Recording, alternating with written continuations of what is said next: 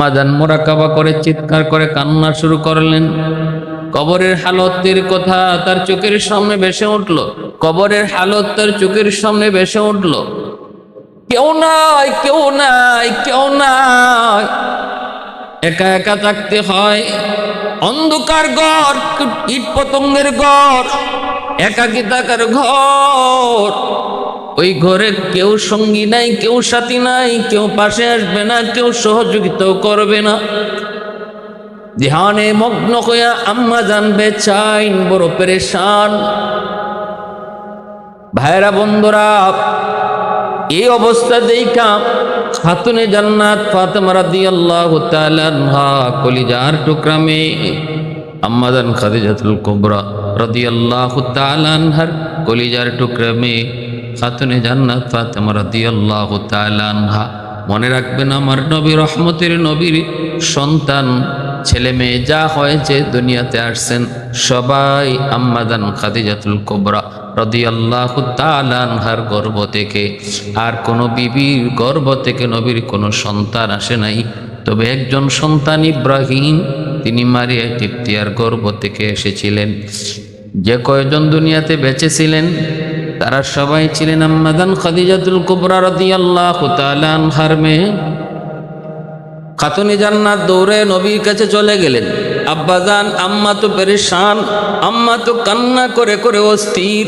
কেন মা এত পাগল, কেন মা এত কান্না করে করে বেচাইন হলো আমি জানি না, আমি বুঝি না। বাবা আপনি আসেন। নবীজি মদিনার মসজিদ থেকে নবীজি দৌড়ে হুজরার ভিতরে ঢুইকা দেখেন আম্মা জান কান্দেন। নবী বলতেছেন, খাদিজা।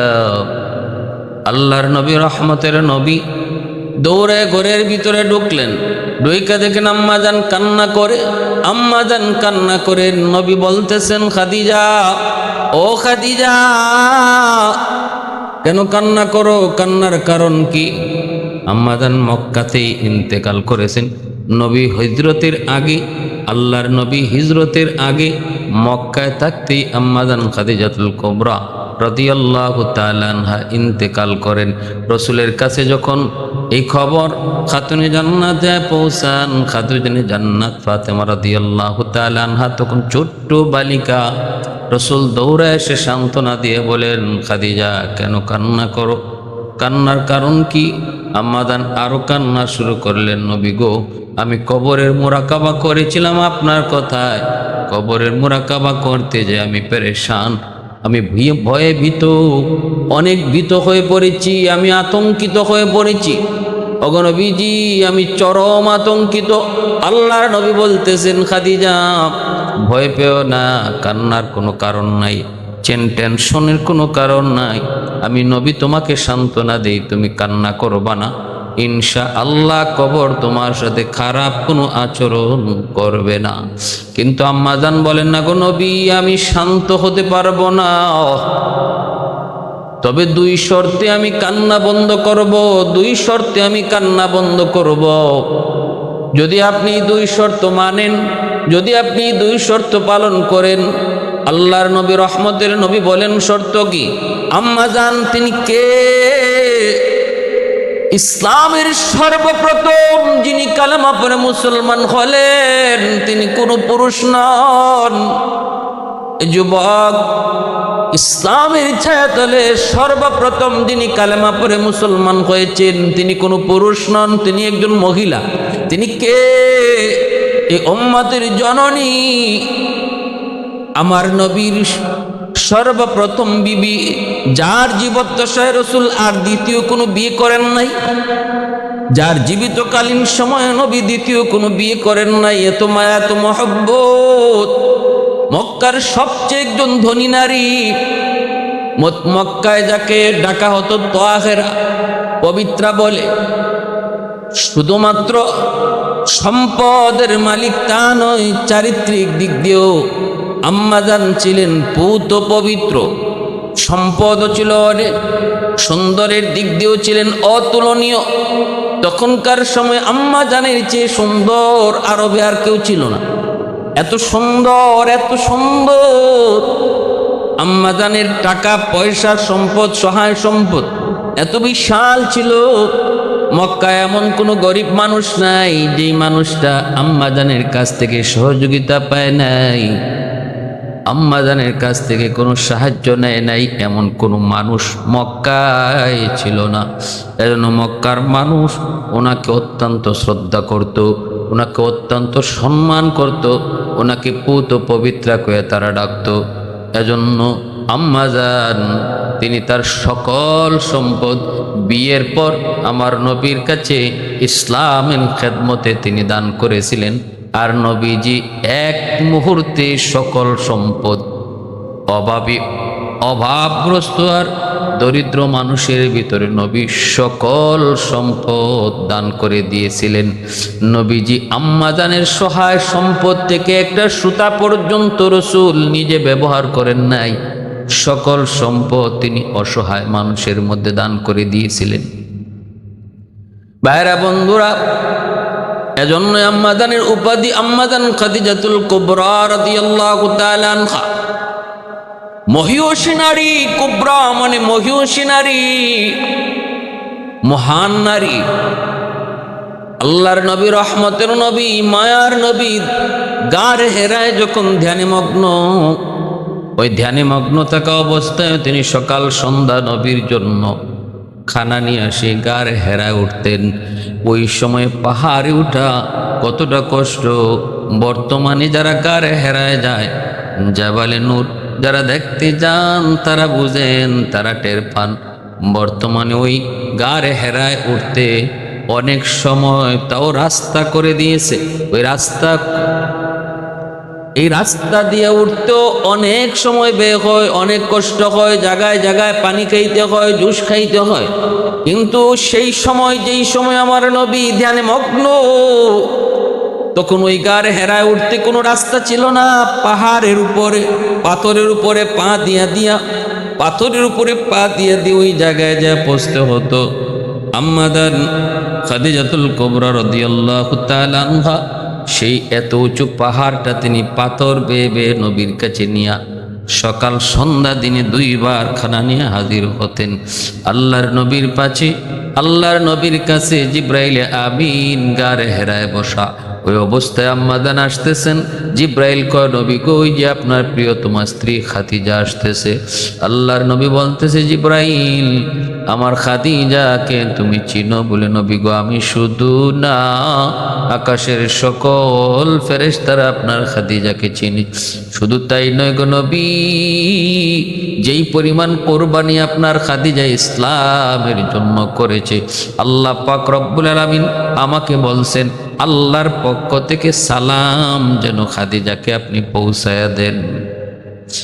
এত সম্মান, এত ইজ্জত, দুনিয়ার থাকতেই যিনি জান্নাতের সার্টিফিকেট পেয়েছেন, দুনিয়ার থাকতেই যিনি জান্নাতের সার্টিফিকেট পেয়েছেন, আল্লাহর কাছ থেকে যিনি সালাম পেয়েছেন, ওই আম্মাজান কবরের কোথায় ইয়াদ করে যখন পাগল একদম বিচলিত, তখন মায়ের নবীকে বলতেছেন, নবী গো, যদি দুইটা শর্ত আপনি আমার মানেন তাহলে আমি কান্না বন্ধ করব।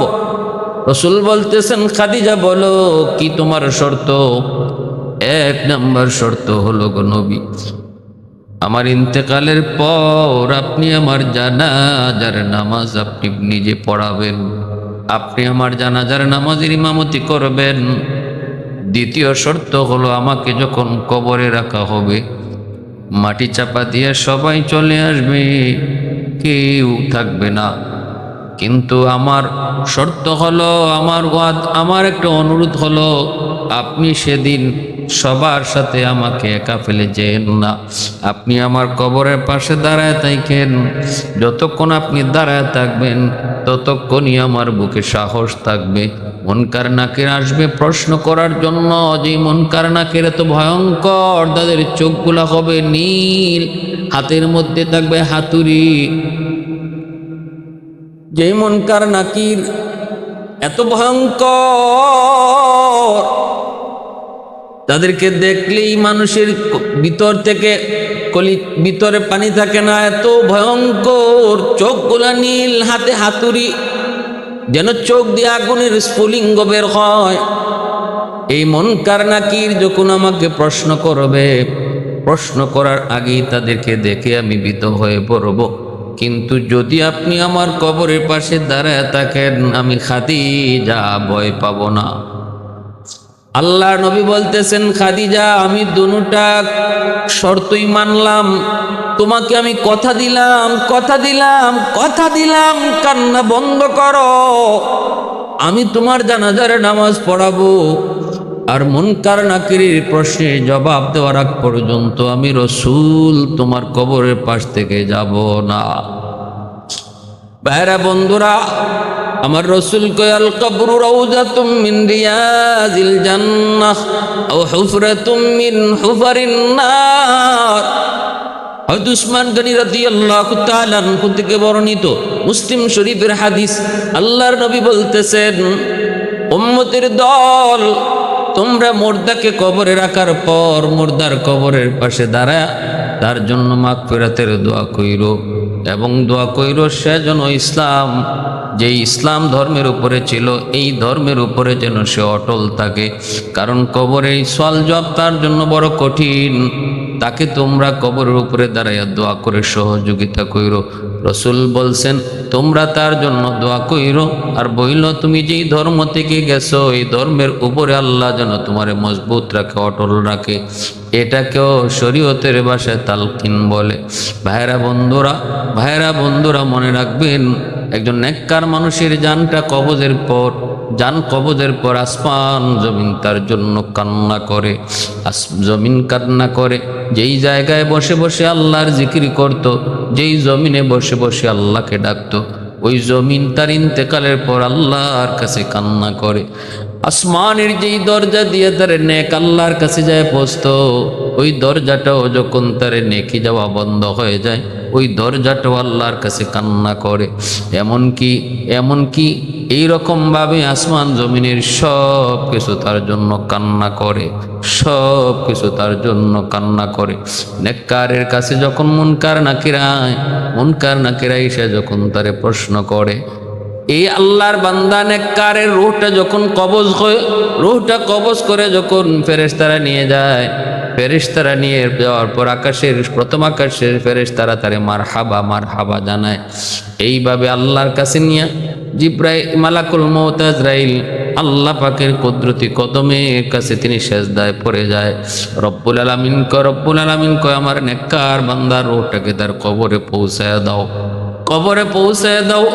ভাইরা বন্ধুরা, ওই অবস্থায় তার মৃত ব্যক্তির ওই মৃত জায়গা থেকে মানুষজন যখন তাকে নিয়ে কবরের দিকে রওনা দিবে, 500 জন ফেরেশতা তার নেককার মানুষের লাশটার পাশে দাঁড়ায় তাকে সহযোগিতা করে। হাদিস শরীফে এসেছে, যেই মানুষগুলা তারে ধোয়ায়, ওই ধোয়ানোর কাজেও ফেরেশতারা তারে সহযোগিতা করে। এই মুর্দা নেককার মানুষটা যখন কাঁধ ফেরানো হয়, ফেরেশতারা তাকে কাঁধ ফেরানোর জন্য সাহায্য করে। এমনকি কাফন দাফনের কাজেও ফেরেশতারা সাহায্য করে। কবর পর্যন্ত নিয়ে যাওয়ার সময় দুদিকে 500 জন ফেরেশতা মারহাবা কয়া তার দোনো পাশে লাইন ধরে দাঁড়িয়ে থাকে। একজন ভিআইপি মানুষ যাওয়ার সময় যেমন দোনো পাশে মানুষ তারে গার্ড ও কর্নার দেয়, এইভাবেই ফেরেশতাগণ কবর পর্যন্ত সারিবদ্ধ হয়ে দুই দিকে দাঁড়ায় থাকে, আর তাকে গার্ড অফ অনার দেয়, সম্মান জানায়, তার জন্য আল্লাহর কাছে দোয়া করে। এইভাবেই তারে নিয়ে কবরে রাখা হয়। ভাইরা বন্ধুরা, তখন মুনকার নাকির আসেন, আয়েশা যখন বলেন কুম বিইজনিল্লাহ, আল্লাহর হুকুমে ওঠেন, আপনাকে আমরা 3টা প্রশ্ন করব, প্রশ্নের জবাব দেন। ভাইরা বন্ধুরা, ওই অবস্থায় তাকে নির্ভয় দেয়। ডান দিকে তার নামাজ, বাম দিকে তার রোজা, মাথার দিকে হলো কোরআন তিলাওয়াত, আর যাবতীয় আমল তার পায়ের দিকে আইসা হাজির হয়। নির্ভয় দেয়, আল্লাহর বান্দা ভয় পেও না, আমরা তোমার সঙ্গে আছি। ফেরেশতা মুনকার নাকির প্রশ্ন করে, ওই অবস্থায় প্রশ্নের জবাব সে সঠিক দেয়। মার রাব্বুকা ওয়া মা দীনুকা ওয়া মান হাযার রাজুল আল্লাযী বুইসা ফীকুম ইউকালু লাহু মুহাম্মদ। 3টা প্রশ্নের সঠিক জবাব দেয় আল্লাহ, রব আমার আল্লাহ, ধর্ম আমার ইসলাম, আর নবী আমার মুহাম্মদুর রাসূলুল্লাহ সাল্লাল্লাহু আলাইহি ওয়াসাল্লাম। তখনই আল্লাহ পাক রব্বুল আলামিন কয় আমার বান্দা সত্য বলেছে, সাদাকা আবদি, আমার বান্দা সত্য বলেছে, অতএব তার কবরকে তার জন্য প্রশস্ত করে দাও, জান্নাতি বিছানা বিছায় দাও, আর জান্নাতের দিকে তার জন্য একটা সুড়ঙ্গ করে দাও, যেন জান্নাত থেকে সে সুঘ্রাণ কবরে শুয়ে শুয়ে পাইতে পারে, কবরে শুয়ে শুয়ে যেন সে পাইতে পারে। আর জান্নাতি পোশাক তারে পরাই দাও, আলবিসুহু মিনাল জান্নাহ ওয়াফতাহু লাহু ইলা বাবিন ইলাল জান্নাহ, জান্নাতের দিকে একটা দরজা করে দাও। ভাইরা বন্ধুরা, এইভাবে নেককার মানুষটার জন্য তখন এই প্রশ্নের সঠিক জবাব দেওয়ার পর ফেরেশতারাকে উপরের দিকে তাকাও, উপরে তাকাইলে একদম জান্নাত পর্যন্ত দেখতে পায়, বলে ওই জান্নাত হলো তোমার ঠিকানা। নিচের দিকে তাকাও, নিচের দিকে তাকাইলে জাহান্নামের আগুন দেখতে পায়। মুনকার নাকির কয় আল্লাহ তোমাকে ওই জাহান্নামের আগুন থেকে তোমাকে বাঁচাইছে। मौत को समझाए गाफिल इख्तिताम जिंदगी, मौत को समझाए गाफिल इख्तिताम जिंदगी, दर हकीकत मौत है सुबह हयात जिंदगी, दर हकीकत मौत है सुबह हयात जिंदगी। ভাইরা বন্ধুরা, এজন্য বলতেছিলাম নেককার আল্লাহর বান্দা যখনই তারে কবরে রাখা হয়, কবরটা তার জন্য প্রশস্ত হয়। মুনকার নাকির তারে আবার ঘুম পাড়ায় চলে যায়, কারণ একজন নেককার যখন কবরে যায় তখন তার এটা মৌত নয়, নেককারের মৌত রসুল কয় নাম কানাও মাতিল আরুস, সে যেন একজন নতুন দোলার মতো ঘুমায়, নতুন দোলার মতো ঘুমায়। আর যদি বৎকার হয়, পাপিষ্ট হয়, তখন মুনকার নাকিরের প্রশ্ন শূন্য শুধু হা হা লাদ্রি করবে, হায় আমি কিছু জানি না, আমি কিছু জানি না। মুনকার নাকিরের তখন ভয়ঙ্কর চেহারা আর তাদের ভয়ঙ্কর আওয়াজ মুর্দা তখন শুনতে পায়। হাতের মধ্যে যে হাতুড়ি ছিল, এই হাতুড়ি দিয়ে তাকে আঘাত করা শুরু হয়। ভয়ঙ্কর কবর তার জন্য সংকীর্ণ হয়ে যায়, হাড্ডিগুলা পর্যন্ত তার একটা আরেকটার সাথে মিশে যায়। এজন্যই আম্মাজান খাদিজাতুল কুবরা রাদিয়াল্লাহু তাআলা আনহা বলেছিলেন, নবী গো, আপনি যতক্ষণ আমার কবরের পাশে দাঁড়ায় থাকবেন, আমার বিশ্বাস আমার জন্য মুনকার নাকিরের প্রশ্নের জবাবটা আসান হবে, সহজ হবে। আম্মাজানের ইন্তেকালের পর নবীজি নিজে জানাজা পড়ান। আল্লাহ নবী কবরস্থ করার পর সবাই যখন চলে আসে, নবীজি আসেন না। নবীজি কবরের পাশে দাঁড়ায় রয়েছেন মুনকার নাকিরের অপেক্ষায়। সময় চলে যায়, পড়ে যায়, কিন্তু না, মুনকার নাকির তো আসে না। মায়ার নবী, দয়ার নবী দেখতেছেন সূর্য ডুবে যাবে এই অবস্থায় এতক্ষণ পর্যন্ত মুনকার নাকির আসে না। আল্লাহ পাক রব্বুল আলামিন জিবরাইল আমিনকে পাঠিয়ে দিলেন। জিবরাইল আইসা কয়, নবী গো, এখানে কেন দাঁড়ায় আছেন? নবী বলতেছেন, জিবরাইল, আমার খাদিজাকে আমি ওয়াদা দিয়েছি, কথা দিয়েছি, আমার খাদিজার কবরের পাশে আমি দাঁড়ায় থাকবো যতক্ষণ না খাদিজা মুনকার নাকিরের সঠিক জবাব দেয়। আল্লাহর নবী কথা বলা মাত্রই জিবরাইল কয়, নবী গো, আপনি কি মনে করেন আপনি এখানে দাঁড়ায় থাকবেন আর মুনকার নাকির কবরে ঢুকবে? অসম্ভব, হয় না গো নবী, হয় না। ওরা আপনি দাঁড়ায় থাকলে মুনকার নাকিরের সাহসী নাই কবরে ঢুকে প্রশ্ন করত। আল্লাহ আমাকে পাঠাইছেন, আপনি নির্ভয়ে থাকেন, আপনি চলে যান। আপনার খাদিজার জিম্মাদার আল্লাহ নিজে হয়ে গেছেন। মুনকার নাকিরের জবাব খাদিজা দেওয়া লাগবে না, আল্লাহ নিজেই খাদিজার পক্ষ হয়ে জবাব দিয়ে দিবে। সুবহানাল্লাহ। এই নির্ভয়টা আল্লাহর নবীকে জিবরাইল আমিন দিলেন। তারপরে মায়ার নবী, দয়ার নবী, তিনি খুশি মনে আল্লাহর শুকরিয়া আদায় করে কবর থেকে আসলেন। এজন্য আমার ভাইরা বন্ধুরা, একটু চিন্তা করো, আল্লাহর বান্দি, জান্নাতের সার্টিফিকেট পাওয়া একজন মহিয়সী নারী আমার মায়ার নবী, রহমতের নবীর সহধর্মিনী, আল্লাহর নবীর কলিজার টুকরা, মায়ার মহব্বতের বিবি, ইসলামের জন্য যার এত অবদান, ইসলামের ইতিহাসে যিনি সবার আগে কালেমা পড়ে মুসলমান হয়েছেন, ইনি যদি কবরের ব্যাপারে এত ভয় পায়, এত ভয় পায়, আমার আপনার অবস্থাটা কি হওয়া দরকার? আমার আপনার জন্য কেমন ভয় অন্তরে রাখা দরকার? কিন্তু না, আমরা কবরের কথা ইয়াদ করি না। রসুল কয় দিনে 40 বার যদি একজন মানুষ মৌতের কথা ইয়াদ করে, আল্লাহ তারে শহীদি মরণ দান করবে। এজন্য ভয়ঙ্কর এক ব্যাপার, ভয়ঙ্কর এক বিষয়। আখিরাতের এই অনন্তহীন জীবনের প্রথম ঘাঁটি হলো কবর। কবরস্থানে যে যত বেশি যাইব, আল্লাহ তার দিলকে তত বেশি নরম বানায় দিব। এজন্য সুফিয়ানে কেরাম, যাদের চোখ দিয়ে সহজে পানি আয় না, দিল যাদের শক্ত, তাদেরকে এটা একটা সবক দেন, বেশি বেশি কবর জিয়ারত করবেন। কবর জিয়ারত যে যত বেশি যাবে, যে যত বেশি করবে, আল্লাহ তার দিলকে নরম বানায় দিবে।